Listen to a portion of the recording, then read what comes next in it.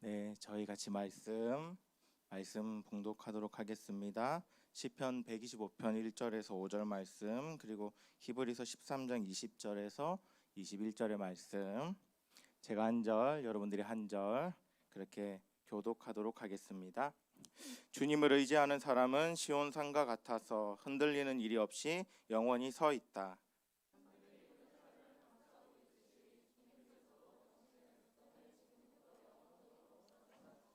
의인이 불의한 일에 손대지 못하게 하려면 의인이 분깃으로 받은 그 땅에서 악인이 그 권세를 부리지 못하게 하여야 한다.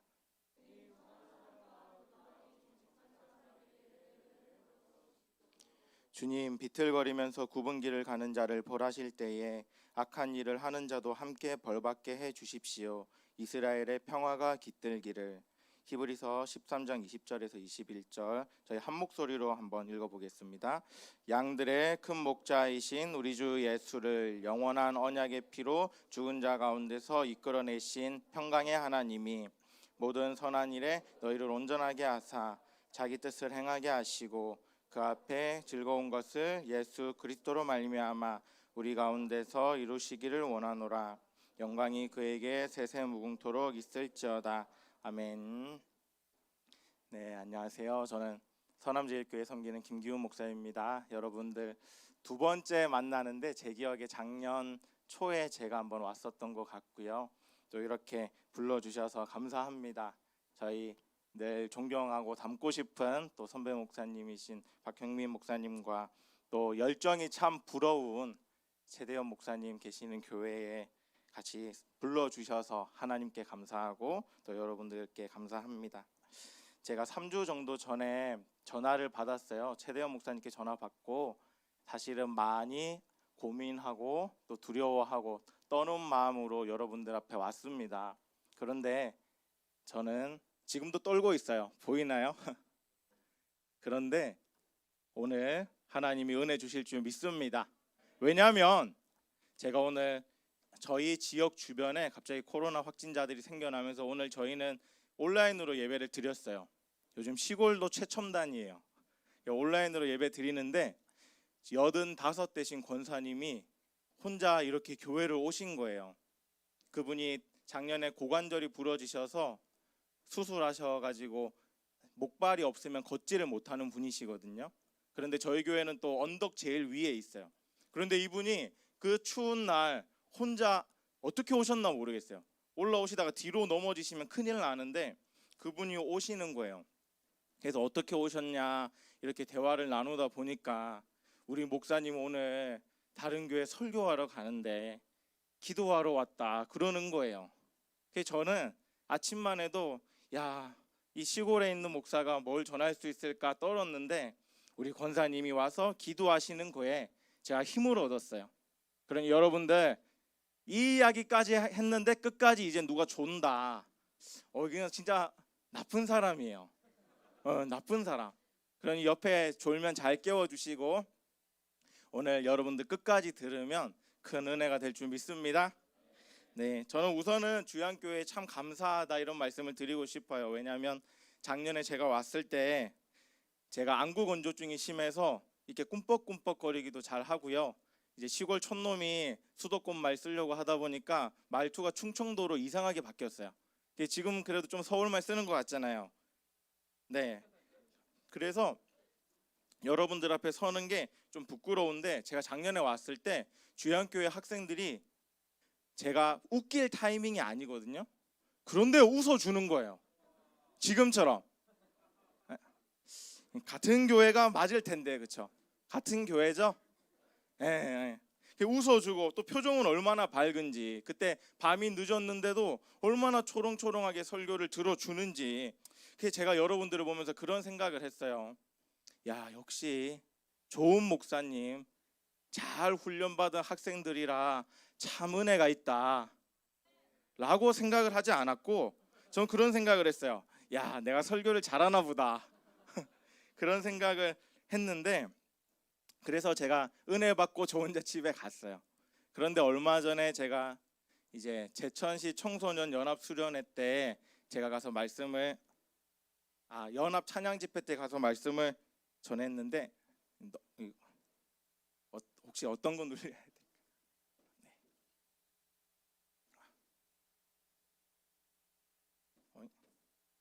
네, 여보세요? 나오게 좀. 네. 네, 감사합니다. 제가 거기서 말씀을 전했는데 이제 아이들이 다 저를 도끼 눈을 뜨고 쳐다보는 거예요. 그래서 제가 그때 깨달았어요. 야, 내가 잘 전한 게 아니었구나. 우리 주양교회 학생들이 또 청년들이 나를 잘 섬겨줬구나. 제가 그때 그 생각을 솔직히 했어요. 그래서 되게 좋았어요. 그리고 기대하는 마음으로 왔어요. 왜냐하면 예배라는 것이 목사님이 말씀을 준비해서 여러분들에게 전해서 은혜를 끼치는 게 아니잖아요. 하나님 안에서 전하는 자나 듣는 자나 하나님께 우리가 은혜를 받는 거잖아요. 제가 여러분들 그때 말씀을 전했던 걸 생각해 보니까 나는 내가 열심히 준비해서 여러분들에게 은혜를 끼친다고 생각하고 돌아갔는데 지나고 보니까 하나님 안에서 우리가 서로를 사랑하고 섬기면서 은혜를 나눴구나. 그게 너무 감사해서 오늘도 저도 은혜 받고 싶은 마음으로 왔어요. 그러니 여러분들 잘 도와주세요. 제가 시골 목사가 낙심해서 교회 가면 어떻게 하겠어요? 여러분들이 저를 잘 섬겨 주셔야 돼요. 저는 오늘 여러분들에게 선한 능력으로 살아가는 게 뭘까, 이 부분에 대해서 조금 말씀을 나눠보려고 해요. 그래서 제가 나누는 모든 내용이 결국은 선한 능력이 뭔가에 연결되어 있거든요.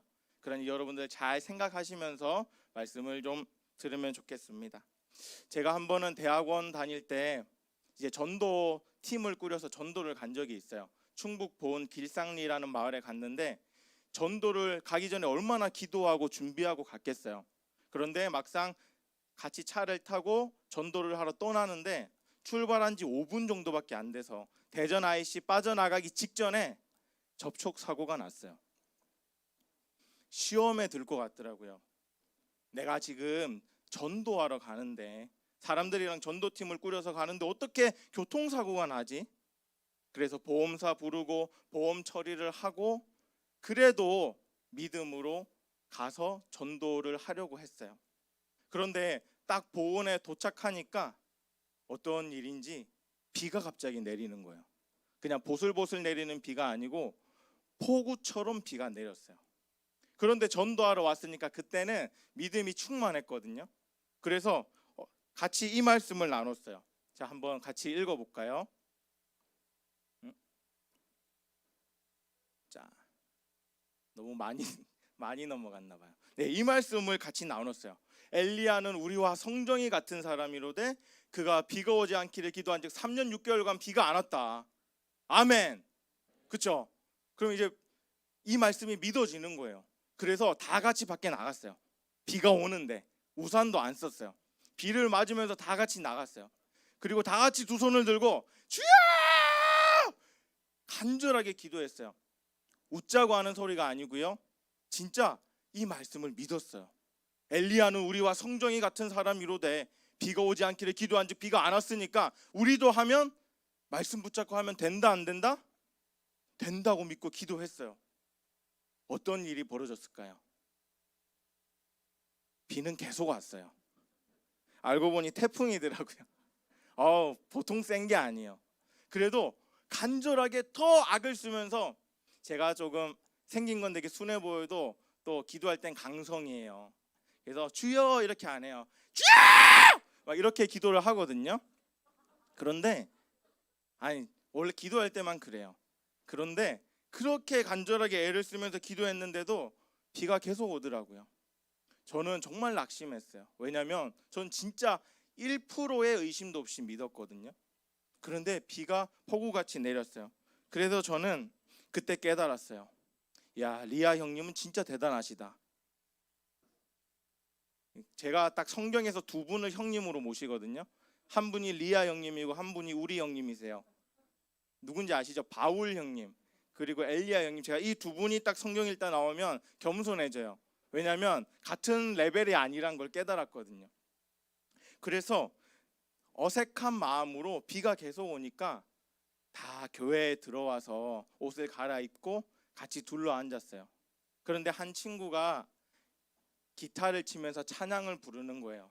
그래서 다 같이 그때 찬양을 불렀어요. 어떤 찬양을 불렀느냐? 그리 아니하실지라도. 그 찬양을 부르고 다시 전도 물품을 챙겨서 마을에 전도를 하러 갔습니다. 그런데 가는 집집마다 대부분이 비어 있는 거예요. 사람들이 없어요. 더 낙심이 되는 거예요. 야, 이거 어떻게 일이 꼬여도 이렇게 꼬이나? 순종한다고 왔는데 실패만 하는 것 같아요. 그래서 낙심하는데 한 친구한테 전화가 왔어요. 비가 와서 마을 분들이 다 같이 빈대떡을 부쳐 드시는지 마을회관에 다 모여 있다는 거예요. 그래서 거기 가서 말씀 전하고 전도하는 여러 가지 활동들도 하고 복음을 전했습니다. 왜 이 말씀을 드리냐면요, 우리가 선한 일을 하려고 하면, 또 선하게 살아가려고 하면 우리 생각에는 살아계신 하나님을 믿으니까 다 잘 돼야 될 것 같아요. 그런데 잘 안 되고 때로는 실패한 것 같은 상황이 우리에게 오기도 하기 때문에 그래요.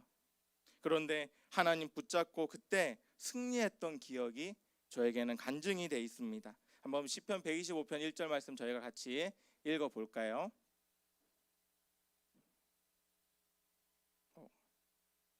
네, 같이 읽어보겠습니다. 시작. 주님을 의지하는 사람은 시온산과 같아서 흔들리는 일이 없이 영원히 서 있다. 저는 이렇게 막혀도 은혜가 될 줄 믿습니다.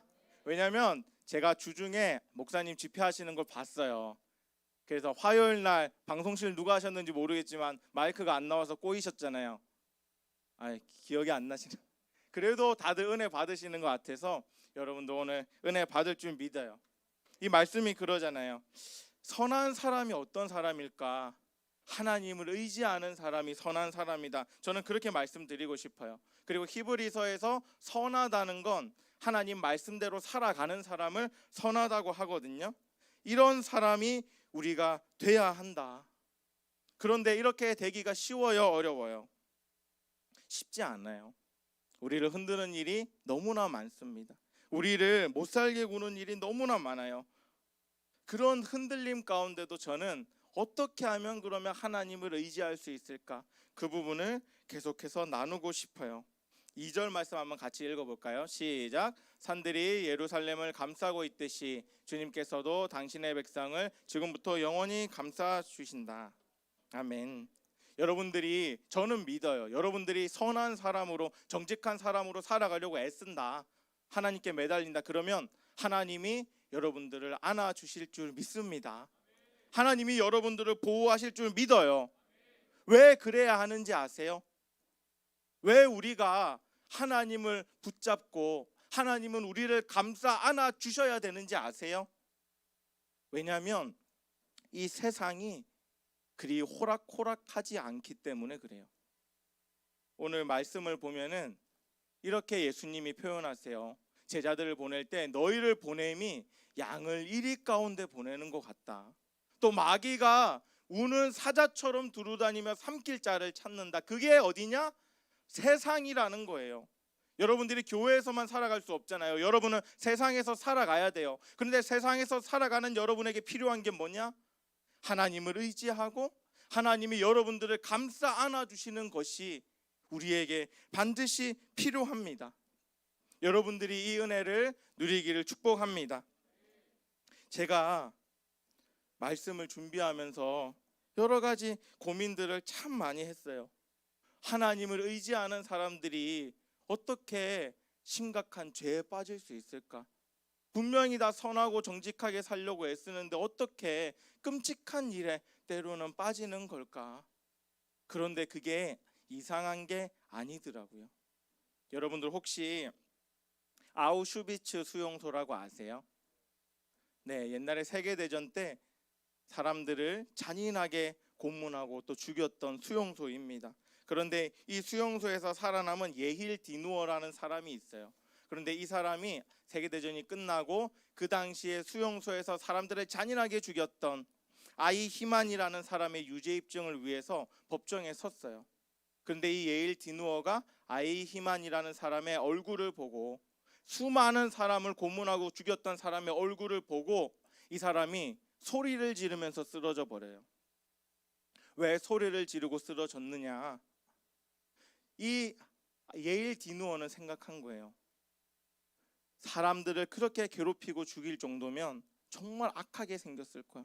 무시무시하게 생겼을 거야. 그런데 그가 본 아이히만의 모습은 옆집 아저씨 같은 거예요. 우리 주변에 있는 사람 같은 거예요. 그래서 이 사람이 나중에 방송국에 인터뷰하며 그렇게 이야기했어요. 나도 아이히만과 다를 게 하나가 없구나. 어쩌면 나도 그 흉악한 범죄를 저지른 사람과 똑같을 수 있겠구나. 그 생각에 자기가 소리를 지르면서 거기서 쓰러졌다고 이야기를 합니다. 제가 왜 이 말씀을 드리냐 하면요, 우리가 하나님을 믿는 자녀잖아요. 그런데 우리가 마귀에게 마음을 어느 순간에 빼앗겨 버리고 마귀가 이끄는 대로 살아가 버리면 우리도 무시무시한 죄악 가운데 빠질 수도 있다. 저는 그 말씀을 드리고 싶은 거예요. 우리 청소년분들, 프리즘 중고등부 바이 청년부가 교회에 나와서 예배하지만 우리가 어느 순간 하나님을 놓쳐버리면, 하나님의 보호하심에서 벗어나 버리면 끔찍한 죄악 가운데 빠질 수도 있겠구나. 그 말씀을 드리고 싶은 거예요. 그래서 저는 여러분들에게 여러분의 마음에서 이 마귀가 여러분들을 흔들지 못하게 하라. 마귀가 여러분들을 흔들지 못하게 하려면 선한 능력으로 살아가야 된다. 오늘 3절에 그러잖아요. 의인이 불의한 일에 손다하지 못하게 하려면 의인이 분깃으로 받은 그 땅에서 악인이 권세를 부리지 못하게 해야 한다. 여러분의 마음에서, 여러분이 섬기는 교회에서, 여러분들의 삶에서 마귀가 권세를 부리지 못하는 그 삶을 여러분들이 살아가시기를 축복합니다. 솔직히 우리가 믿음으로 살려고 하면요, 또 선한 사람으로 살려고 하면요, 세상이 우리를 도와주나요? 잘 안 도와줄 거예요. 여러분들이 믿음으로 교회에서 결단하고 가도요, 사실은 어렵게 하고 힘들게 하는 일들이 참 많습니다. 그런데 저는 여러분들 또 그런 생각도 하잖아요. 교회를 열심히 섬기고 헌신하다 보면 이렇게 살아가는 게 맞을까? 계속 이렇게 열심히 섬기고 헌신하는 게 맞을까? 왜냐, 내 삶에 여러 가지 문제들이 있으니까. 그런데 저는 여러분들에게 분명히 말씀드리고 싶어요. 섬기고 헌신하는 일에 계속 하시기를 축복합니다. 굉장히 중요한 거예요. 왜냐하면 그렇게 살아가는 사람이 하나님의 은혜를 경험하거든요. 그렇게 살아가는 사람만이 하나님의 은혜를 경험할 수 있어요. 우리가 선한 사람으로 살지 않고 말씀 붙잡고 살지 않고 내 마음대로 살면 편해요. 학생들 얼마나 바빠요. 공부하기. 대학교 가면 더 바빠요. 취업 준비하면 더 바빠요. 그런데 교회에 와서 언제 섬기고 봉사하고 헌신해요? 손해보는 것 같아요. 그래서 편하게 신앙생활 하고 싶어요. 이런 데도 안 오고 싶어요. 그냥 주일 예배 드리고 집에 가고 싶어요. 그런데 왜 섬기고 헌신해야 하느냐? 편하게 살면 편하고 끝이에요. 그런데 섬기고 헌신하면 그 사람은 반드시 하나님의 은혜를 경험하기 때문에 그렇습니다. 여러분들이, 저는 편하게 신앙생활 하지 말고 섬기고 헌신하면서 힘들지라도 끝까지 하나님 붙잡아서 하나님의 은혜를 경험하면 좋겠다. 저는 그것을 여러분들에게 부탁을 드립니다. 4절 말씀 한번 같이 읽어볼까요?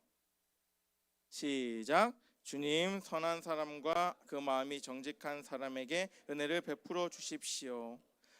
아멘. 선하게 살아가고 정직하게 살아가는 사람이 은혜를 누립니다. 그러니 여러분들, 때로는 억울한 일 믿음으로 살면 당할 수 있어요. 때로는 고생하고 어려운 일 당할 수 있어요. 그럼에도 끝까지 선한 사람으로, 하나님의 말씀대로 살아가는 사람으로 살아가시기를 축복합니다. 네, 저도 이 말씀 준비하다 보니 옛날 생각이 났어요. 제가 대학교를 졸업하고 원래는 일을 하기로 했었어요. 그래서 대학원에 바로 지나가지 않고 일을 하기로 해서 2달간 인턴으로 일을 하는 걸로 들어갔어요. 그래서 열심히 일을 했어요. 그런데 인턴으로 일을 하니까 돈을 많이 안 주잖아요. 2달을 아침 8시에 출근해서 6시에 퇴근해서 2달 일해서 제가 50만 원을 받았어요. 그리고 그걸로 생활을 하고 있는데, 제가 일했던 곳이 학교 기숙사였거든요. 거기서 조교로 이제 일을 하려고 했었는데 제가 열심히 청소를 하는데 한 번은 어떤 분이 통화하는 소리가 들려요. 어떤 내용인지 자세히 들어보니까 어떤 목사님 딸이 학교에 이제 기숙사에 들어왔는데 기숙사비를 못 냈다는 거예요. 기숙사비를 못 내서 그 아버지께 조교님이 독촉 전화를 하는 거였어요. 그래서 돈을 내셔야 한다. 그 목사님은 지금 돈이 없다. 조금만 더 미뤄달라. 그렇게 실랑이를 하셨어요. 그러다가 전화를 끊는데 이 목사님이 그런 이야기를 하시더라고요. 저는 하늘만 보고 삽니다. 그리고 전화를 끊고 조교님은 막 불평을 하셨어요. 들어와 놓고 돈을 안 내면 어떡하냐. 그런데 이상하게 왜 그때부터 제가 입맛이 없는지 기도실 가서 기도만 하려고 하면 기도가 안 돼요. 밥 숟갈을 뜨려고 하면 밥이 안 넘어가는 거예요. 하나님 도대체 돈 많은 사람 냅두고 왜 나 같은 인간한테 그렇게 마음을 주시나. 제가 얼마나 기도실에서 따졌나 몰라요. 그런데 하나님이 계속 마음을 주시니까 어떡해요. 제가 아무도 모르게 그 기숙사비 못 낸 여학생 전화번호를 제가 알아냈어요. 그런데 저도 하고 싶어서 하는 순종이 아니잖아요. 그래서 억지로 하는 순종이니까 전화해가지고 대놓고 그랬어요. 따르르르릉 해서 여보세요? 네, 돈 필요하시죠? 그냥 바로 이렇게 말했어요. 저도 순종하고 싶지 않았으니까. 돈 필요하시죠? 그러니까 이 자매가 어떻게 했는지 아세요? 바로 끊었어요. 그래서 다시 전화했어요. 아, 죄송합니다. 제가 기도하는 중에 하나님이 이렇게 해라고 해서 사정을 이야기하고 돈을 계좌번호 좀 제발 알려달라고 해서 돈을 보내줬어요. 누군지 이름도 기억이 안 나요. 그런데 저는 순종하면서 그런 생각을 했어요. 내가 순종하니까 이제 인턴 과정 끝나고 정식으로 채용되고 여러 가지 과정들이 순탄하게 풀리겠지. 그런데 제가 채용되기 3일 전에 어디 높은 데서 사람이 내려오셔서 제 자리에 그분이 들어가셨어요. 그리고 저는 3일 만에 그 정식 출근 3일을 앞두고 쫓겨나게 됐어요. 제 안에 그런 생각이 들었어요. 나 순종했는데, 나 진짜 하나님 말씀대로 살려고 순종하고 없는 중에도 헌신했는데 어떻게 하나님 나한테 이럴 수 있습니까? 제가 막 하나님께 따졌어요. 제 안에 울분이 쏟아졌어요. 그리고 저는 하나님 앞에 담대하게 그때 결단했어요. 나 삐뚤어질 거야. 나 진짜 삐뚤어질 거야. 이제 기도 안 하고 말씀 안 보고 내 마음대로 살 거야. 건들지 마. 저는 정말 그렇게 결단을 했어요. 그런데 하나님 은혜로 인해 깨닫고 그래도 하나님을 믿고 신뢰하며 살아야지. 상처 준 사람, 억울하게 했던 사람 축복하며 기도했어요. 여러분 그런 일 없으세요? 믿음으로 살려고 했는데 마음이 무너지는 일이 많아요. 상황과 환경이 우리를 참 어렵게 합니다. 그런데 그래도 우리는 말씀대로 선하게 살아가야 하는 줄 믿습니다. 왜냐하면 제가 돌아보니까요, 그때 그냥 대학원 안 가고 바로 일했으면 어떻게 됐을지 모르겠어요. 그때 그렇게 3일 전에 쫓겨나면서 바로 대학원 가고 거기서 아까 말씀드린 전도팀 활동하면서 지금의 아내를 만나서 결혼도 하고 또 그때 대학원 빨리 들어갔기 때문에 졸업하면서 또 좋은 교회에서 수련목 과정 거치고 목사 안수도 받고 그때는 실패라고 생각했어요. 그런데 지나고 보니까 하나님의 은혜로 퍼즐이 맞춰지는 걸 제가 경험을 해요. 그래서 여러분들에게 말씀드릴 수 있는 거예요. 지금 힘든 것 같아도 어려운 것 같아도요, 끝까지 하나님 붙잡고 사실 줄 믿습니다.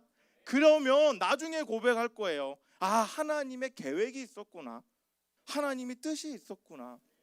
그걸 고백할 줄 믿습니다. 다윗 왕도 그랬어요. 사울이 죽이려고 쫓아왔어요. 얼마나 도망다니는 일이 괴로웠겠어요. 그런데 어느 날 다윗에게 사울을 죽일 기회가 옵니다. 드디어 사울을 죽일 수 있게 됐어요. 그런데 마귀가 얼마나 속삭였겠어요. 다윗 왕이 숨어있는 동굴에 사울이 들어왔을 때 지금이 기회야, 복수해, 똑같이 갚아줘. 얼마나 속삭였겠어요. 그런데 다윗은 죽이지 않아요. 그 순종의 대가가 뭔 줄 다 아시죠? 계속 쫓겨다녀요. 계속 쫓겨다닙니다. 그럼에도 다윗은 사울을 해하지 않았어요. 저는 다윗이라는 사람이 어떤 사람이냐, 시편 31편 14절이 가장 잘 표현한다고 생각합니다. 우리 같이 한번 읽어볼까요? 시작. 누가 뭐라고 해도 나는 주님만 의지하며 주님이 나의 하나님이라고 말할 것입니다.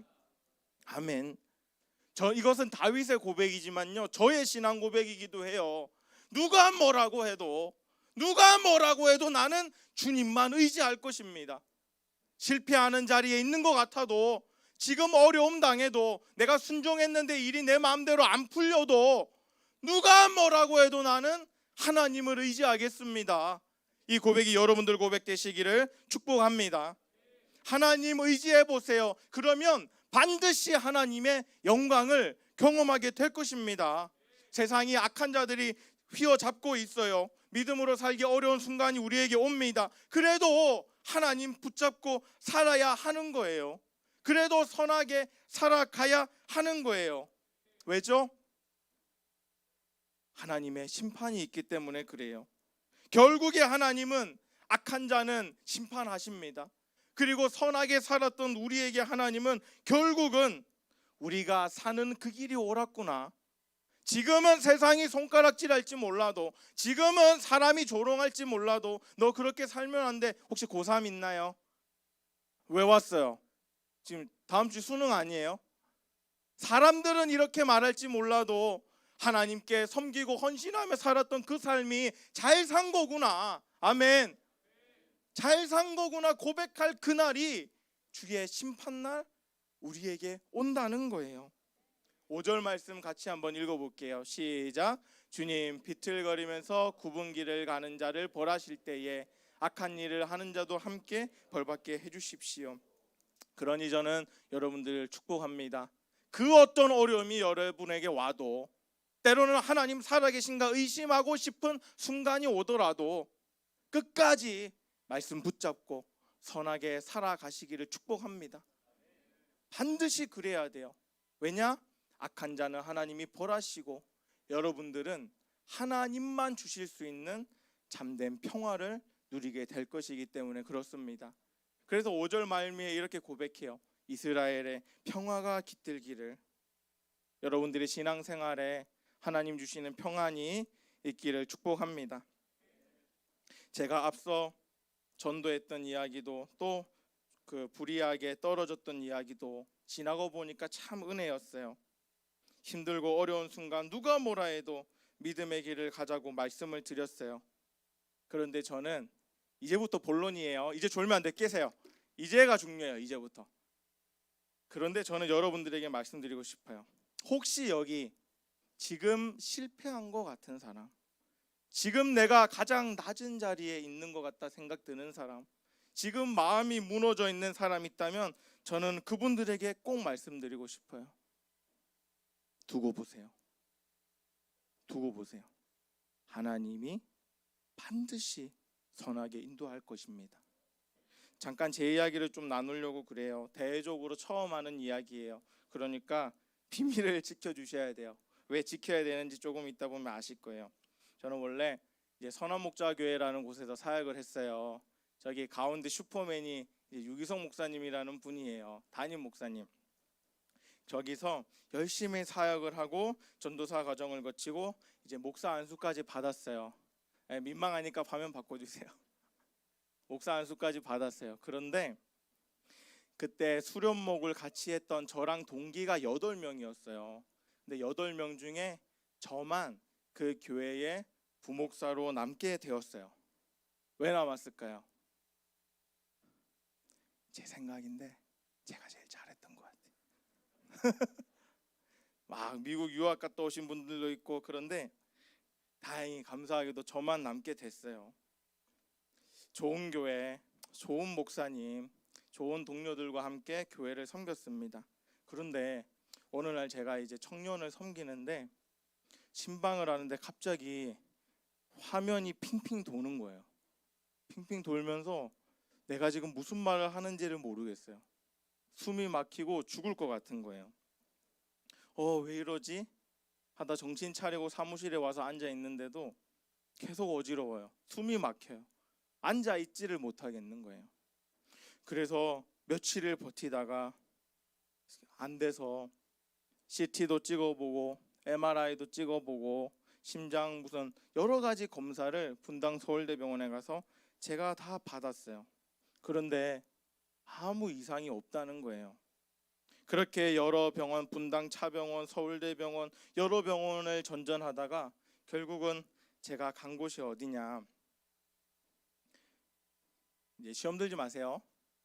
정신건강의학과라는 곳에 제가 가게 됐어요. 이 정신과예요, 정신과. 가서 상담을 하고 공황장애다 그런 진단을 제가 받게 됐어요. 근데 그 뒤에 사역을 열심히는 하려고 하는데 잘 안 되는 거예요.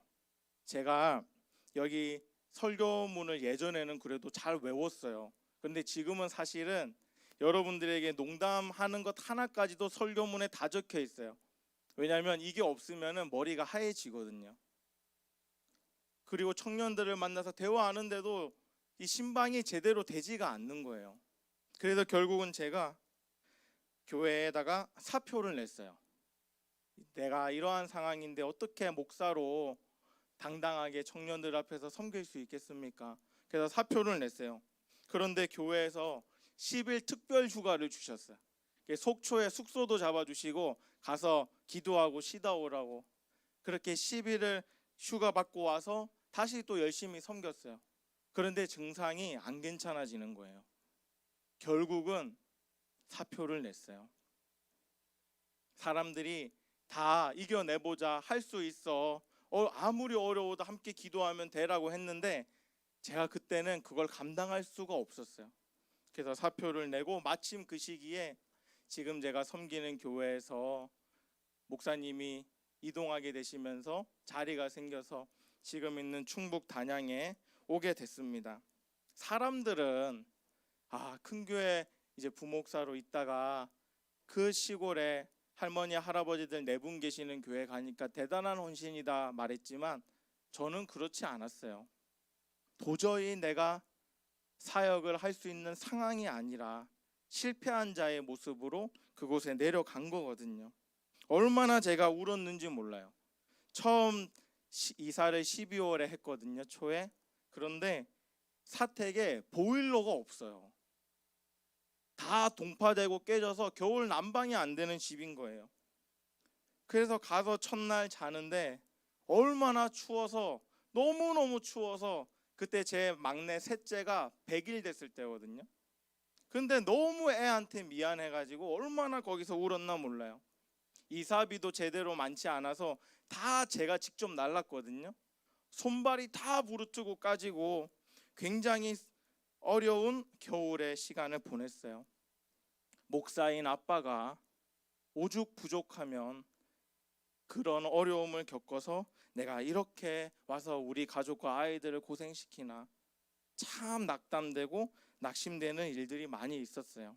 왜냐하면 저는 새벽 기도도 다 하죠, 말씀도 열심히 전하죠, 사역도 열심히 하죠, 뭐가 문제가 없었어요.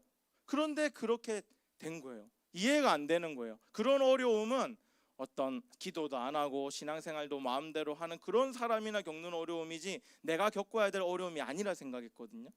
그런데 그런 어려움을 겪으면서 이해도 많이 바뀌었어요. 그리고 회복하는 과정 중에 많은 간증도 있었어요. 그걸 나누지는 못하겠지만 어쨌든 그 어려움을 안고 저한테는 실패의 자리 같은 그 교회에 간 거예요. 그런데 이제 갔으면 그러면 대단한 역사가 있었을까요? 대단한 역사는 그렇게 쉽지가 않더라고요. 가서 이것저것 해보려고 했어요. 제자 훈련도 하고 소그룹도 하고 여러 가지 전도 활동도 해보려고 했어요. 그런데 쉽지가 않더라고요. 성경 공부하려고 했는데 우리 성도님들이 그때 처음 가서 예배를 드리는데 교독을 하는데 글자를 못 읽으신다는 걸 그때 알았어요. 글자를 모르시는데 어떻게 같이 이렇게 책 보면서 제자 훈련을 하겠어요? 안 되겠구나. 그냥 넘어갔어요. 소그룹 모임을 같이 모여서 하려고 했어요. 그런데 자, 기도 제목 하나씩 말씀해 주세요 했더니 80 넘은 권사님이 1시간을 혼자 이야기를 하시는 거예요. 인생 이야기를 쫙 해주셨어요.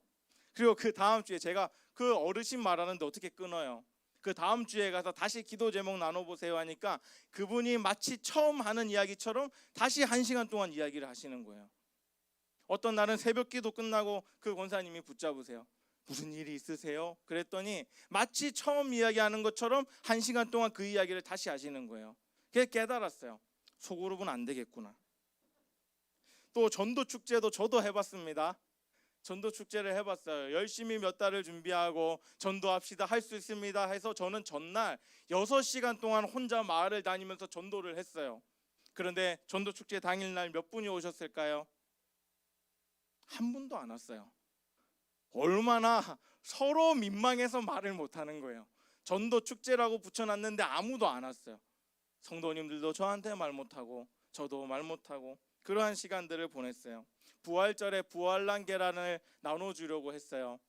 다 같이 모입시다 했더니 몇 분이 왔을까요? 한 분도 안 와서 아내랑 저랑 부활란을 나눠 드렸어요. 전도하면은 사람들이 온다는 간증을 많이 들었는데 가서 열심히 전도했거든요. 제가 생각에 거지가 국어를 해도 이거보단 낫겠지라는 마음이 들 정도로 매달려서 교회 좀 가자고 전도했어요. 그런데 안 오시더라고요. 참 마음이 쉽지 않았어요. 저희 마을에 고층 건물에서 아드님이 뛰어내려서 자살하신 성도님이 계세요. 딸은 40대에 뇌경색이 와서 지금 누워만 계세요. 집에 어머니랑 딸 둘이 사는데 그 어머니가 마음의 병이 있으셔서 제가 가서 기도를 해드렸어요.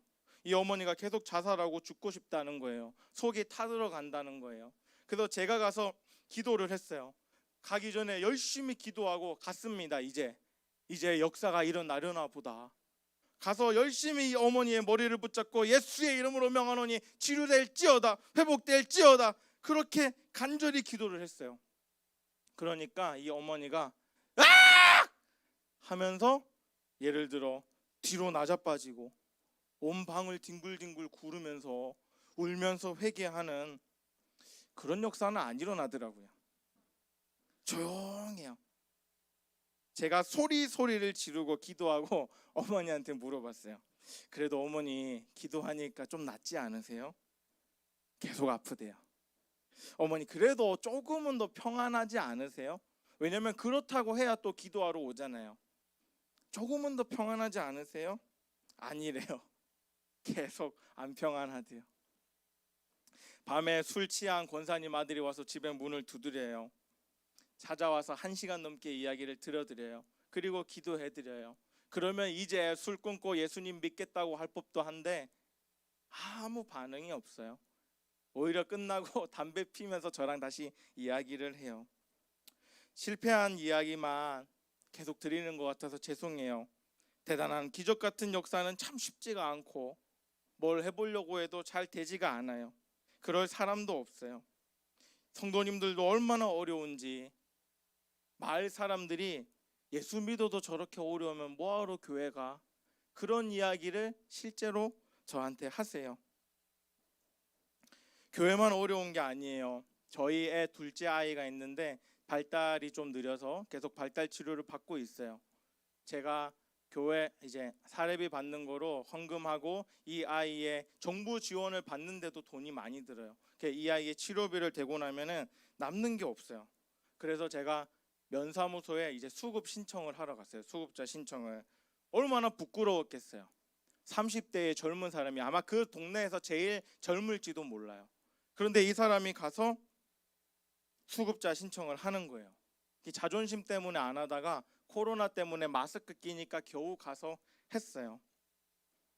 그렇게 신청을 하고 나서 제 안에 그런 생각이 드는 거예요.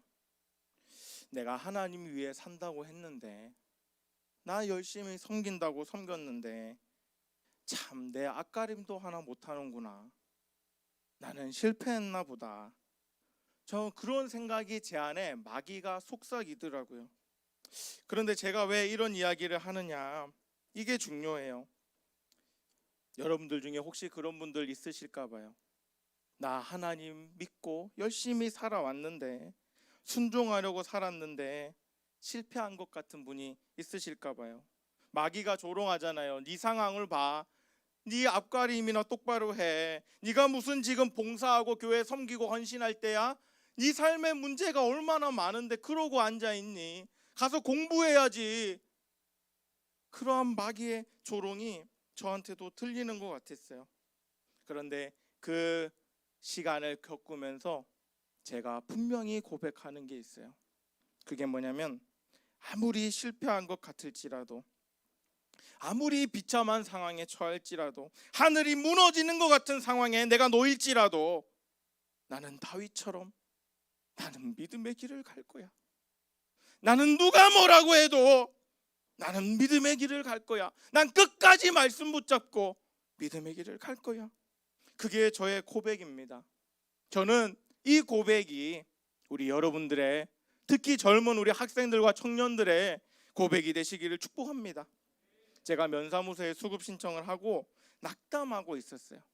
그런데 말씀을 준비하는데 하나님이 큰 위로를 주셨어요.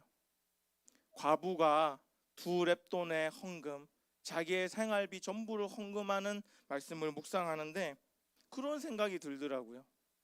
아니, 예수님 너무하시네. 그 과부의 생활비 전부인 걸 알면서 어떻게 헌금하는 걸 쳐다만 보고 계시지? 헌금하는 그 손을 가서 잡아서 지금 당신 뭐 하는 거예요? 이거 헌금하면 당신 어떻게 하려고요? 당장 먹을 쌀이 있습니까? 왜 이렇게 대책 없이 신앙생활 해요? 예수님이 그렇게 말하셔야 하지 않나요? 그거 헌금하면 아무것도 안 남아요, 이 여자에게. 그런데 예수님은 그걸 쳐다만 보고 계세요. 그리고 가서 위로해 주지도 않았어요. 제자들에게만 이야기하셨지. 그 말씀을 묵상하면서 왜 그러셨을까? 왜 그러셨을까 묵상하는데 하나님이 저에게 주시는 분명한 마음이 있었어요. 그게 뭐냐? 책임져 줄 자신이 있으니까. 책임져 줄 자신이 있으니까 보고만 계셨구나. 세상은, 다른 사람들은, 모르는 사람들은 그렇게 신앙생활 하는 사람한테 뭐라고 해요? 대책 없다 그래요. 그렇게 신앙생활 하지 말라 그래요. 그런데 하나님은 왜 두고만 보셨을까? 책임져 줄 자신이 있으셨구나. 뒤에 나오지는 않지만 이 과부의 삶을 하나님이 책임져 주셨다고 믿어요. 저는 이것의 은혜를 받았어요. 내가 비록 실패한 것 같은 상황일지라도, 어려운 상황일지라도 하나님 붙잡고 의지하면 하나님이 책임져 주시겠구나. 하나님이 책임져 주시겠구나.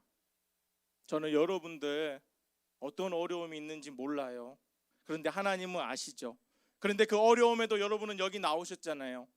왜 하나님이 나오라고 했어요? 책임져 줄 자신이 있으니까. 여러분이 하나님 붙잡기만 하면 하나님이 책임져 줄 자신이 있다는 거예요.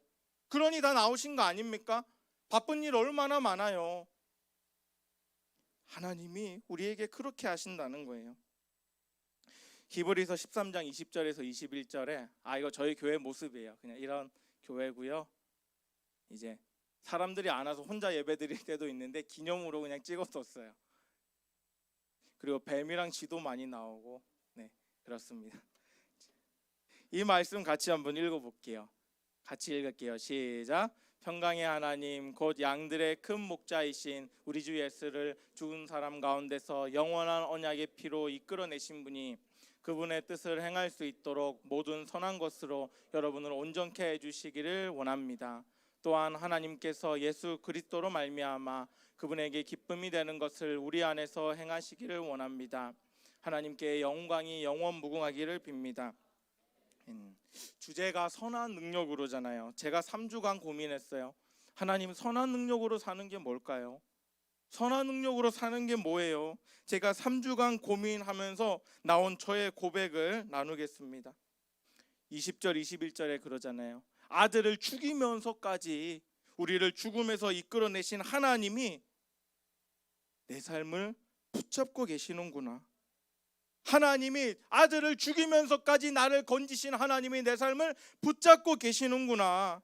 내가 비록 실패한 것 같을지라도, 어려운 것 같을지라도 하나님이 내 삶을 붙잡고 계시는구나. 그게 선한 능력이구나. 우리가 선한 능력으로 산다는 게 뭐예요? 하나님이 내 삶을 붙잡고 계시다는 거예요. 그거 하나면 충분하잖아요. 지금 우리의 처지 관계없이, 우리의 능력과 상황 관계없이 하나님이 나를 붙잡고 그분이 내 삶을 인도하시니까 그게 선한 능력이에요. 그 능력을 아니까 우리가 오늘도 믿음으로 살아갈 수 있는 거 아닙니까? 우리가 오늘도 실패했을지라도, 어려움 당할지라도 믿음으로 살 수 있는 이유는 내 삶을 하나님이 붙잡고 계시다, 내 삶을 하나님이 인도하신다. 그러니 지금은 내가 모르지만 장차 주님 앞에 설 때 내 삶의 모든 퍼즐이 맞춰져서 하나님의 영광이 될 것이다. 저는 여러분들이 그런 고백을 하시면 좋겠어요. 오늘 주제 찬양도 알려주셨어요. 선한 능력으로 알려주셨잖아요. 보네포 목사님이 39살에 감옥에서 죽으면서 고백했던 시잖아요. 왜 그렇게 고백할 수 있었죠?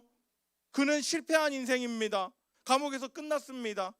그런데 왜 그렇게 고백할 수 있죠? 하나님이 내 삶을 붙잡고 계시니까, 하나님이 내 삶을 인도하시니까 지금의 실패는 실패로 끝나지 않을 것이다. 주님 오시는 그날에 영광의 주님을 맞이할 것이다. 그 고백이 있으니까 그렇게 시를 쓰실 수 있었잖아요. 여기 마지막에 그러잖아요. 하나님께 영광이 영원 무궁하기를 빕니다. 이건 기도해요. 그런데 선포이기도 합니다. 하나님의 영광이 무궁하기를 빕니다라는 기도도 맞지만 하나님의 영광이 장차 우리에게 온다고요. 우리가 믿음으로 살면 장차 주님 오시는 날에 우리가 그 영광스러움에 들어갈 것을 아니까 아멘! 하나님께 영광이 있습니다. 이렇게 고백하는 선포입니다. 여러분들 선한 사람으로 살아가시길 축복합니다. 정직하게 살아가시길 축복합니다. 하나님 말씀 붙잡고 무슨 일이 있어도 그 능력을 힘입어 살아가시기를 축복합니다. 그러면 반드시 하나님의 영광의 날에 우리가 함께 기뻐하며 찬양할 줄 믿습니다. 그렇게 살아가는 여러분들 되시길 축복합니다. 우리 같이 찬양할 때 간절하게 찬양하면 좋겠어요. 선한 능력으로 나는 어려워도 힘들어도 나는 믿음의 길을 갈 거야. 누가 뭐라고 해도 나는 믿음의 길을 갈 거야. 왜?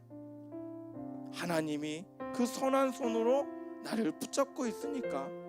그거면 충분하다. 그거면 충분하지. 그 고백하며 우리가 나가면 좋겠습니다.